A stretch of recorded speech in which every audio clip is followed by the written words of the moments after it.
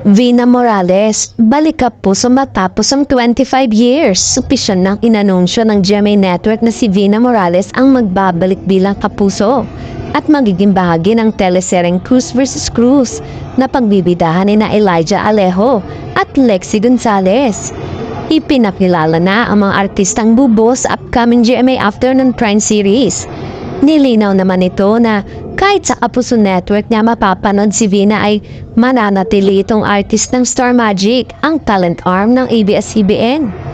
Ngayon ay masasabing wala na talagang network war dahil mas maganda na ang sitwasyon at may mga collaboration na sa mga project at artista sa pagitan ng dalawang TV station. Bilang dating GMA 7 star na ngayon ay artist na ng ABS-CBN, tingin ni Vina Morales ay matagal nang walang network war.